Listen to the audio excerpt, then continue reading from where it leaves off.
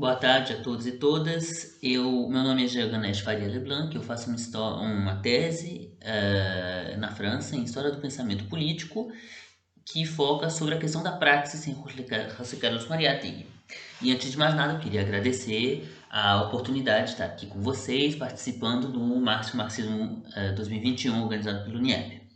Muito bem, vamos lá. Então, hoje eu vou falar sobre a questão da natureza e da artificialidade no projeto socialista de nação de José Carlos Mariátegui.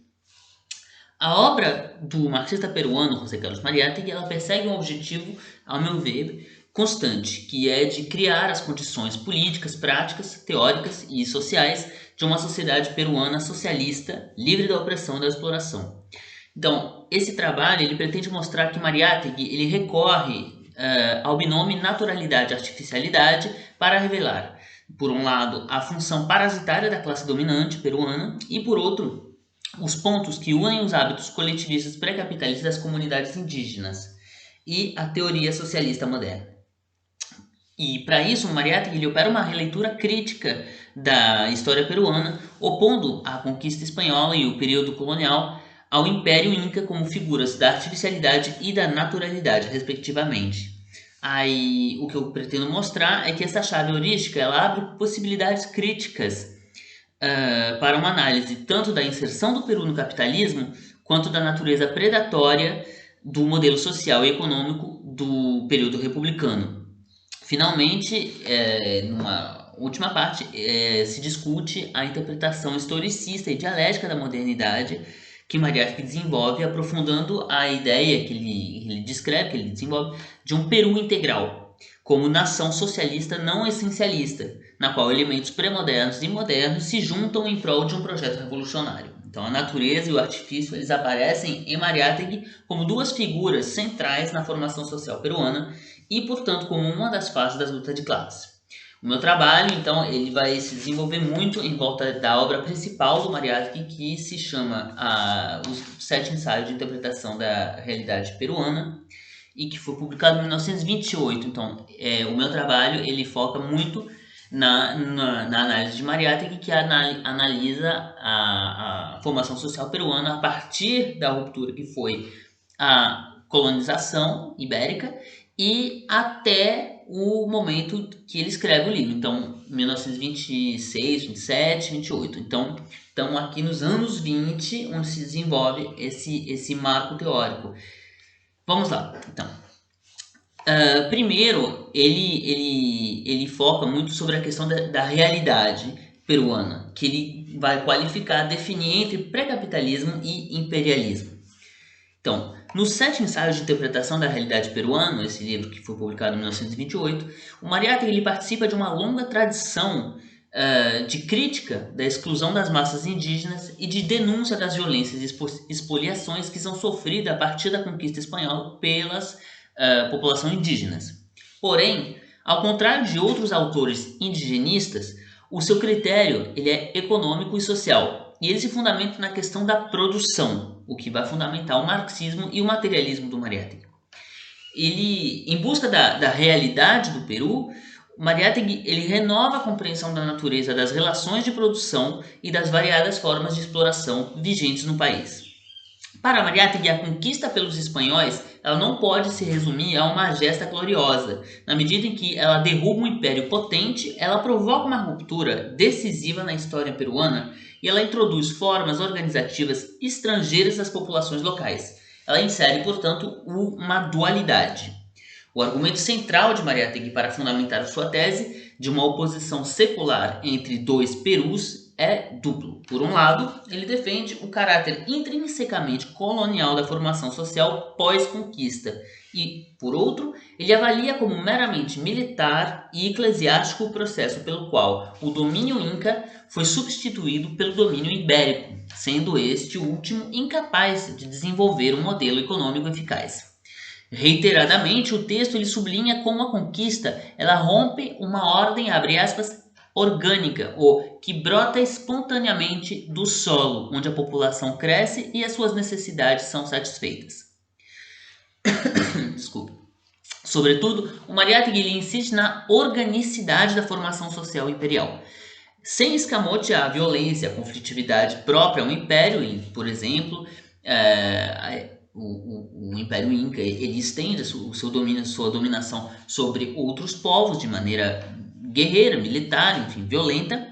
O autor ele apresenta um quadro geral de respeito das formas fundamentais da organização social. Assim, segundo Mariátegui, o Império Inca ele aparece como um organismo estatal fundado na articulação de células, os aylus, e de povos dentro de uma entidade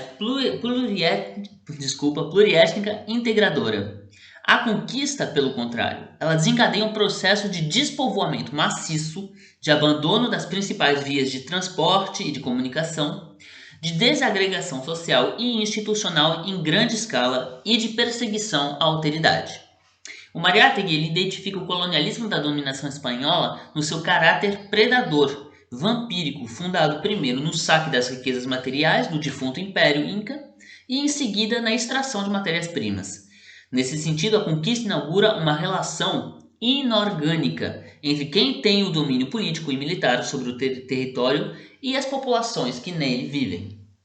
Uma dualidade se estabelece na qual uma ordem sem raízes nos costumes na história dos povos assujeitados se impõe, uma ordem, portanto, artificial.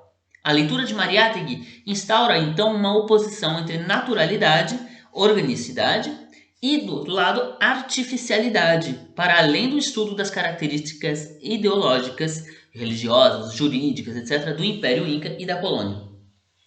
O tecido produtivo, a força de trabalho disponível e as modalidades do trabalho, enfim, a finalidade da organização econômica são brutalmente alterados em prol da rentabilidade de curto ou médio prazo para a metrópole.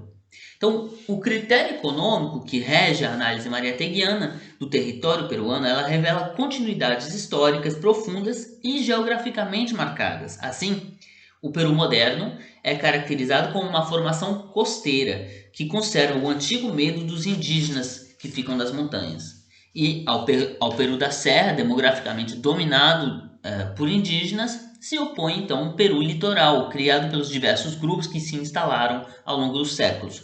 Espanhóis e criollos, no caso peruanos, criollos são os descendentes de espanhóis, ou seja, brancos, negros escravizados, imigrantes chineses, árabes, japoneses e também europeus.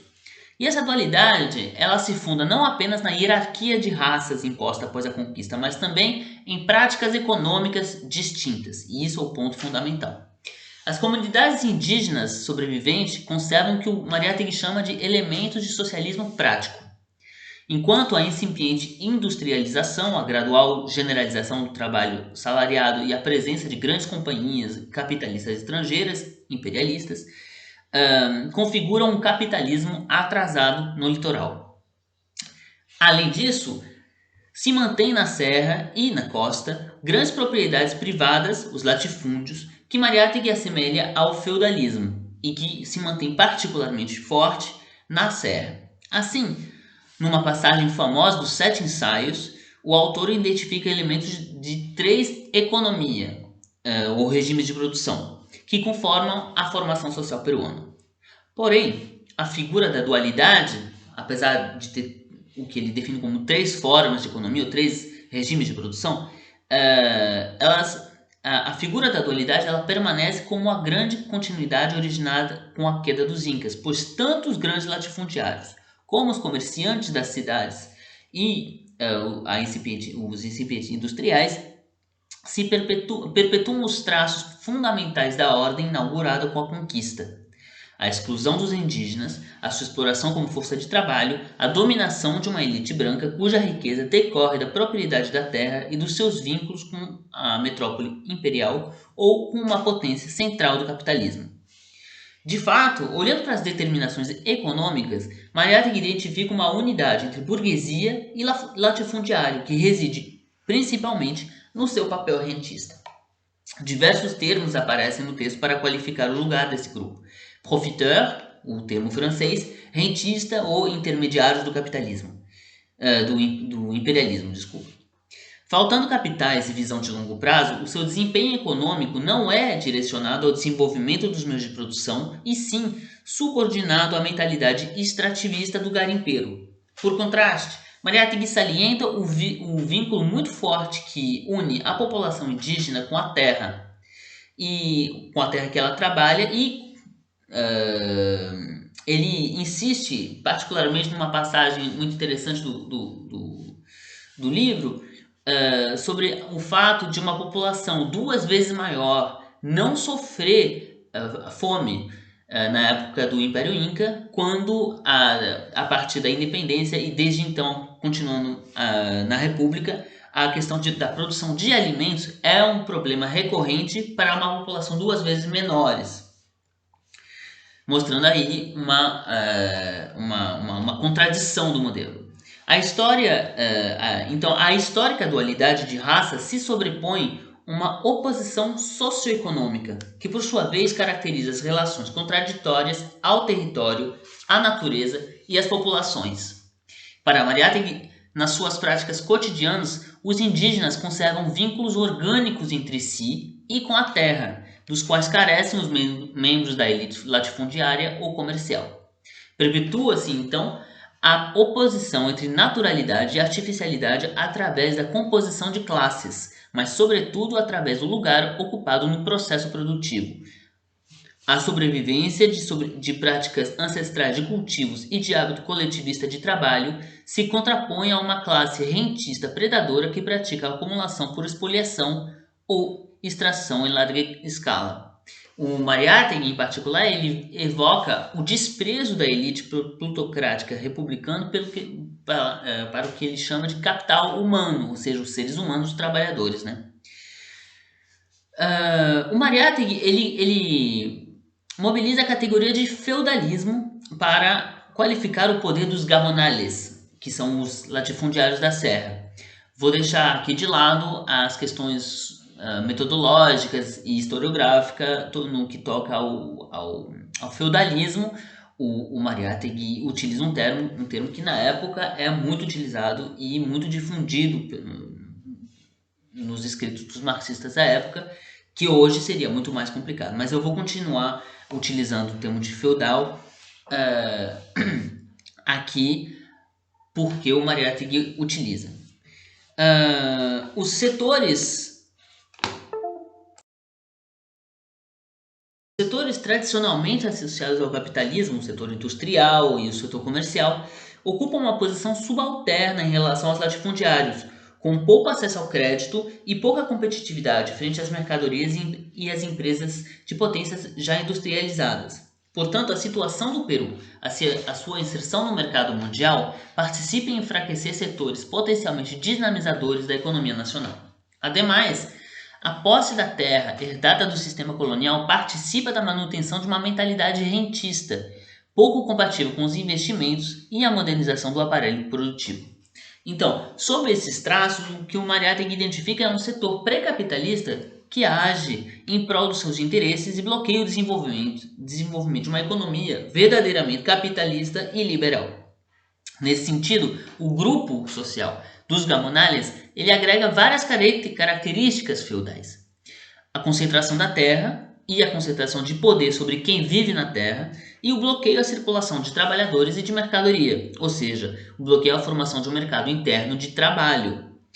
Assim, quando ele fala de um pré-capitalismo no Peru, Mariátegui distingue entre vestígios, por um lado, vestígios da antiga formação coletivista indígena, cuja natureza orgânica profundamente enraizada permitiu que ela se mantivesse, que ainda exista nos anos 20, e a permanência do poder decorrente dos latifúndios do outro, que é originado na conquista, que configura a oligarquia que controla o Estado Nacional. O pré-capitalismo é então um traço dominante da economia peruana, apesar das modernizações acontecendo em certas cidades e da interpretação e da penetração imperialista em algumas enclaves, né? Mariátegui revela uma realidade complexa que é feita de articulação de modos distintos de produção e reprodução, sem em nenhum momento cessar de ressaltar o caráter colonial do conjunto. Tanto as terras mal exploradas quanto as fazendas mais modernas funcionam sob a hegemonia imperialista, imposta a partir dos países centrais através do acesso ao crédito e ao mercado de matérias-primas, e como fontes de bens industrializados e mais competitivos. Num comentário à obra de Mariátegui, o Aníbal Quijano mostrou como os setores pré-capitalistas da economia são uma fonte de mão de obra barata, reproduzida fora dos enclaves capitalistas. O setor latifundiário feudal é, portanto, a trava ao desenvolvimento não apenas de uma burguesia nacional capitalista, mas também das comunidades indígenas cujas terras são expropriadas em favor dos gamonales, incapazes de melhorar os rendimentos por estarem cortados do mundo da produção. A liquidação do feudalismo aparece então como tarefa central de qualquer projeto emancipador.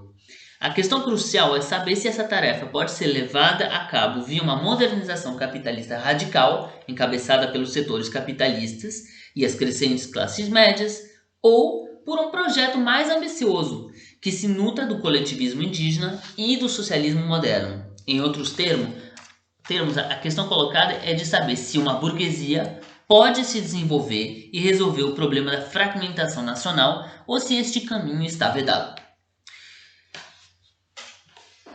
Essa alternativa entre, de um lado, desenvolvimento burguês e revolução socialista do outro, ela é rapidamente resolvida por Mariátegui. Se a trava é o setor latifundiário e o gamonalismo como sistema de poder, a hipótese de uma burguesia liberal derrubando essa ordem pressupõe que ela possa liderar as massas populares num projeto modernizador e mais igualitário. E numa nota de rodapé famosa, o Mariátegui ele nega rotundantemente essa possibilidade. Ele fala que não existe, como nunca existiu, uma burguesia progressista com sentido nacional, com sentimento nacional e que se declare liberal e democrática e que inspire que se inspire politicamente nessa doutrina. Assim, a burguesia ela se revela incapaz de liderar eficazmente um modelo que supere a trava latifundiária, entre outras razões, porque participa do exercício do poder com aquele setor e por inadequação própria a essa tarefa. Num texto que foi lido na primeira conferência comunista organizada em Buenos Aires em 1929, o Mariátegui ele agrega que a solidariedade de classe se junta a uma solidariedade de raça que também tem a sua origem lá na conquista, onde o racismo intrínseco da classe dominante o junta ou o leva a sentir-se muito mais próximo dos imperialistas estrangeiros, yankees, como ele fala, do que a população trabalhadora do país. Ou seja, que aqui o Mariátegui teoriza a ideia de uma dualidade de almas, uma dualidade que junta solidariedade de classes e solidariedade de raça para opor-se, de um lado, os imperialistas e uma burguesia, uma lumpenburguesia, de um certo modo, de um lado, e do outro lado, as populações trabalhadoras, feitas pelos brancos pobres, pelos europeus pobres recém-chegados, os imigrantes e as populações indígenas e os descendentes de negros escravizados. Então, aqui, o Mariátegui ele se inscreve numa tradição com essa dualidade e ele nega que a nacionalidade fique essencialmente com a classe dominante. Ao contrário, ele continua o argumento de outro grande autor peruano, que é o Manuel González Prada, para quem a nacionalidade ela não se encontrava nessa classe dominante branca, e sim nas multidões serranas, nas vastas camadas populares excluídas e exploradas. Então, aqui, o que eu acho muito importante é que esse caráter parasitário da classe dominante ele não surge por acaso. Na leitura mariáteguiana, ele corresponde à herança institucional espanhola, fundada mais na extração de riqueza do que no desenvolvimento da produção, o que redunda na inserção subalterna no mercado mundial. A própria artificialidade dessa classe ela permanece como um fator explicativo da sua inépcia política e econômica, unicamente tensionada pela manutenção do seu domínio e da sua renda. Nesse ponto, Mariátegui identifica a colusão da classe dominante com a penetração do imperialismo na economia nacional e a ausência de compromisso para a modernização do tecido produtivo. Mariátegui demonstra ainda que, mesmo nos ramos da economia dominados por peruanos, os capitais imperialistas se impõem gradualmente para remediar os péssimos rendimentos. Ele cita exemplos nas grandes fazendas de cana-de-açúcar, mas é verdade também no setor petroleiro, no setor da logística, no setor bancário, no setor financeiro, etc. Então, assim, os interesses objetivos dos grupos que compõem a classe dominante, na sua diversidade, impossibilitam um projeto político que possa levar a cabo a segunda independência que Mariátegui teoriza como uma independência que tire o Peru do seu estatuto de economia colonial. No lado oposto, o estudo do autor ele põe ênfase sobre os hábitos coletivistas sobreviventes nas comunidades indígenas. O pré-capitalismo, nesse caso, toma a forma de uma resistência secular aos ataques do período colonial e depois do período republicano. A alteridade radical de civilização, de raça e de organização socioeconômica que a separa do modelo criollo participa da longevidade de práticas que não foram assimiladas pelos grupos dominantes. E para além da dimensão hereditária, Mariátegui identifica na vigência de elementos de socialismo prático a prova da vitalidade da cultura indígena, que se mantém por ser profunda e organicamente parte da identidade desses povos. Então, a artificialidade parasitária do Peru espanhol e crioulo aparece gritantemente quando confrontado com a resistência das comunidades. Em particular, Mariátegui identifica uma oposição ética e moral decorrente do lugar da produção. Ele se inspira aí numa leitura do anarquista francês Georges Sorel, que fala de moral de produtores. O ponto fundamental aqui é que os hábitos de trabalho, o lugar na produção, ou seja, a praxis dos atores, vai ser produtora de valores, de ideologia e de um conteúdo metafísico, ético e moral para essas populações. Ou seja, como produtores de valor, indígenas e proletários, eles compartilham um lugar e eles compartilham práticas coletivistas, por mais que sejam oriundas de modos de produção e de organização da produção diferentes. E, portanto, eles compartilham disposições morais e éticas de solidariedade e de luta em comum. Em outras palavras, a praxis dos atores é produtora de sentido e de conteúdo metafísico. E esse ponto é crucial na obra de Mariátegui, pois ele permite vislumbrar uma possibilidade de uma sociedade comunista fundada na praxis dos diversos grupos das classes populares. E o vínculo que o Mariátegui desenha entre as massas indígenas e os demais setores populares é estreitamente ligado à sua análise do parasitismo e da artificialidade do modelo de sociedade que a classe dominante peruana impõe. Assentando seu argumento na realidade socioeconômica e na análise das relações de produção concretas, o peruano defende uma estratégia revolucionária que trabalhe com uma definição larga da classe trabalhadora. Assim, o pré-capitalismo coletivista das comunidades indígenas ele não é um fator de atraso, ao contrário dos gamonales, e sim a manifestação de uma potencial aliança dos trabalhadores para além dos preconceitos de raça e das dualidades que até então fragmentam a nacionalidade, o território e a economia peruana. Então, frente a uma classe dominante, cujos interesses materiais e condições subjetivas formam um obstáculo tanto à formação de uma nação genuína como a qualquer passo em direção a uma emancipação, o Mariátegui teoriza a união dos diversos sujeitos das massas populares em um conjunto revolucionário definido pela praxis produtiva, ou seja, a classe trabalhadora. Isso também se encaixa numa leitura mais larga, mais ampla do Mariátegui, onde ele teoriza a decadência do capitalismo. Bom, no qual não vou me focar muito, mas sobretudo o que eu quero salientar aqui é o caráter profundamente dialético do método do Mariátegui.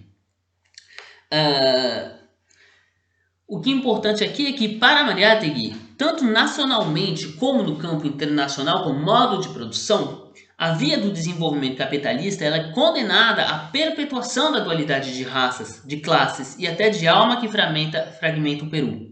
O Mariátegui ele inverte o argumento segundo o qual o atraso econômico do país se deve à sua população indígena, avessa ao progresso, supostamente, né?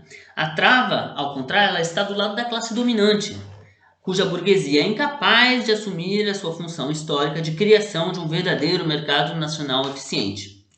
A artificialidade do modelo de Estado herdado do período colonial se perpetua com os dirigentes do século XX.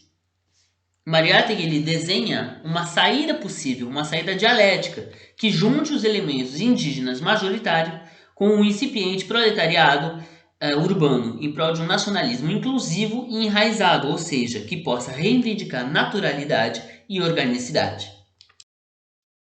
Apelando à praxis, o Mariátegui ele resolve a questão teórica de como o socialismo, surgido dentro da modernidade capitalista, ele pode sintetizar aspirações de operários, fabris, agrícolas e de povos indígenas majoritariamente camponeses. Dois elementos chaves participam desse movimento. O primeiro é o resgate do comunismo agrário das comunidades indígenas como parte da tradição nacional. Mariátegui rechaça o hispanismo das visões mais conservadoras da história peruana e ele reivindica o comunismo inca como parte fundamental do passado nacional. O segundo elemento é a ideia de que o comunismo inca e o comunismo moderno eles são consanguíneos, que apesar deles corresponderem a formações sociais historicamente distintas, eles apresentam uma similaridade essencial no caráter coletivo da propriedade e da organização do trabalho. O socialismo moderno herda do liberalismo a reivindicação da emancipação individual, da liberdade política e da democracia, insistindo sempre no real concreto das relações de produção. Com o comunismo inca, o Mariátegui pretende encontrar um terreno fértil e que predispõe os camponeses indígenas a formar parte da luta socialista. Num texto de 1928, o autor escreve que o socialismo está na tradição americana e que a formação inca foi a formação comunista primitiva que é mais avançada que a história já registrou. Então, a semelhança dos dois socialismos ela aparece como a oportunidade de reconciliar os elementos diversos e fragmentados do Peru e de enfrentamento à artificialidade do domínio da classe dominante peruana.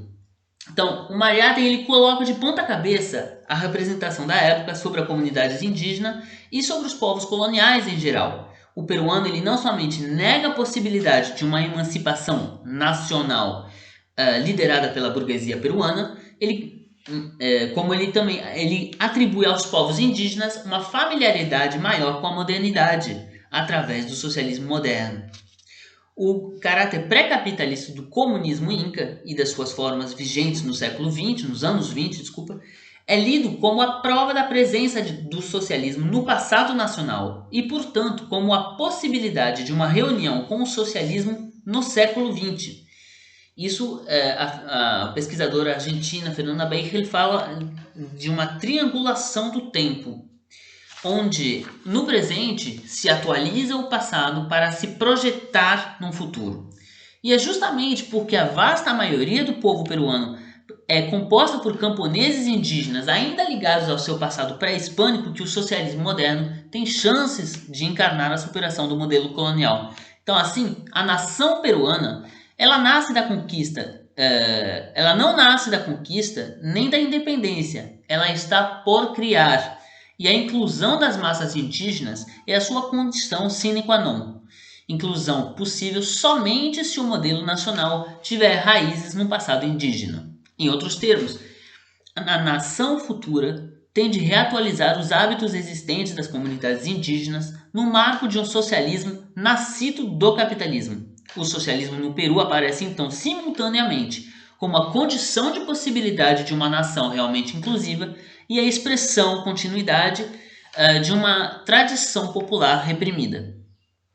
Nesse sentido, Mariátegui ele coloca a revolução no Peru fora do eurocentrismo dominante no marxismo particularmente a questão do etapismo, da revolução burguesa como primeira etapa na via do progresso, pois ele não subordina o socialismo peruano ao movimento operário nos países centrais dos países centrais do capitalismo. Em particular, tem todo um debate que ele trava com a Internacional Comunista, que, por exemplo, pretende ter como palavra de ordem a construção de um Estado indígena independente. Então, sem brancos, um Estado puramente indígena. Mas não vou entrar nessas considerações agora, devido ao tempo. A questão que vem, assim, antes de fechar completamente, é que será que por natureza o Mariátegui não está resgatando, na verdade, uma essência, uma natureza, uma essencialização? E será que isso não levaria a uma reprodução paradoxal do racismo, essencializando tanto a artificialidade quanto a naturalidade? Ao meu ver, a própria estrutura argumentativa dos textos de Mariátegui ela permite descartar essas interrogações. Como fica muito claro na leitura dos 7 ensaios, a análise é fundamentada no papel econômico dos grupos que formam tanto as elites quanto as camadas populares.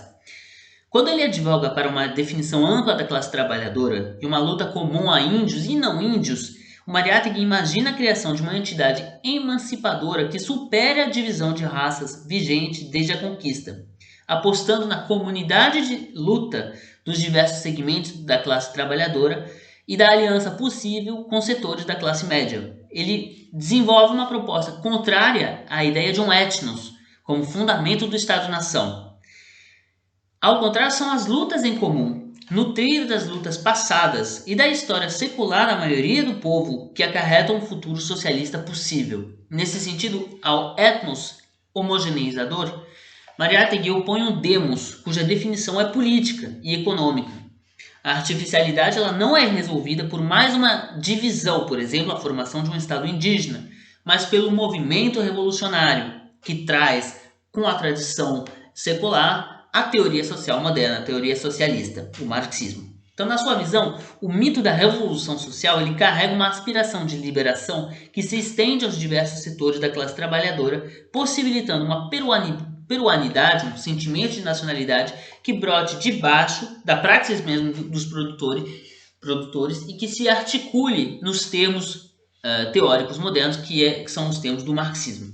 Então, para chegar nas considerações finais, o projeto de construção de um Peru integral, a partir de um demos entendido como comunidade política, ele supõe um trabalho muito profundo de releitura crítica da história nacional peruana. O objetivo revolucionário ele é então mediado por uma exigência de conhecimento que torna inoperante toda aplicação mecânica de sistemas e de estratégias formadas para contextos alheios, o que o José Aricó chamou o critério da realidade, muito importante em Mariátegui, e que é um elemento medular do seu materialismo em particular. O estudo aprofundado da formação econômica do Peru e da questão indígena no seu conteúdo econômico, em particular agrário, ele decorre da necessidade do conhecimento para a formulação de uma estratégia que não seja uma simples cópia, uma cópia pobre. E a originalidade do Mariátegui ela surge do seu compromisso revolucionário com o mundo e com o Peru, e o esforço para pensar os dois juntos dialeticamente. E isso supõe inovações teóricas substantivas, no caso. Em particular, dado o marxismo da época na América Latina. Assim, os conceitos de nação, de economia colonial, de cultura, de civilização, de comunidade coletivista indígena e também as palavras de ordem destinadas a organizar a classe trabalhadora são retrabalhados para encontrar uma base na praxis real dos sujeitos políticos. E ao contrário dos membros da elite peruana, mas também de alguns membros eminentes da Comintern, Mariátegui ele pretende participar da elaboração das condições de uma revolução no Peru e no mundo a partir das formas particulares da inserção no mercado mundial. Portanto, a naturalidade ou organicidade se relaciona diretamente com a faculdade da teoria e da prática revolucionária de se articular com aspirações afins ao marxismo presentes na população. A artificialidade ela caracteriza o olhar incapaz, então, de ver além do atraso e das travas ao desenvolvimento pensado como uma sequência linear. E a polaridade, a natureza artifício, ela aclara uma certa metodologia e prática teórica fundamentada no marxismo. Muito obrigado pela atenção.